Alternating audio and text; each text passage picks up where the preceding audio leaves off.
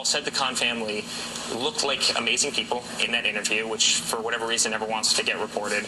He called him a hero on so many, so many different times. But and again, he wasn't talking. This isn't a Muslim thing. This is an ISIS thing, and this is also an anti-immigration, anti-Syrian refugee thing coming into the country because he doesn't want to see more Americans dead. I mean, my father's a great patriot. He doesn't want to see more Americans dead. Eric Trump earlier today saying that the feud between his father, we know what happened by pulling out early. When you compare Pat Smith's coverage to Khan's coverage, the disparity is nearly an hour to 70 seconds by the mainstream media. So my question is, why are they distorting this, and what does it mean? Well, Eric's absolutely right. And I think what we're seeing here is the media is not even pretending anymore that they're not in Hillary's camp. Let's see what happened here. We had headlines saying that Donald Trump had attacked Mr. Khan.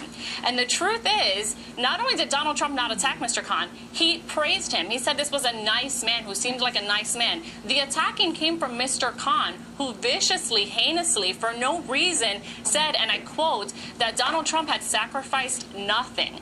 Not only was that an unnecessary, ugly, toxic insult and what could have been a beautiful speech about his son's heroism, but Mr. Khan insulted most Americans when he said that, because he was saying that someone who's a parent like Mr. Trump, who's had 5 children, raised 5 wonderful children, can do that without any sacrifice. What about school teachers? What about firefighters? All of these people sacrifice daily for this nation, and he's saying essentially that unless you've lost a child in war, you have sacrificed nothing. It was really a shameful speech. Rick, when you look at, all right, our National Director of Intelligence, James Clapper, our FBI Director, Comey, our CIA Director, Brennan, our Assistant FBI Director, Steinbeck, our former Special Envoy to defeat ISIS, General John Allen, and one more, our House Homeland Security Committee Chair, McCall, all said, like Belgium, like Germany, like Paris, like Europe in general, that ISIS and radical Islamists will infiltrate the refugee population.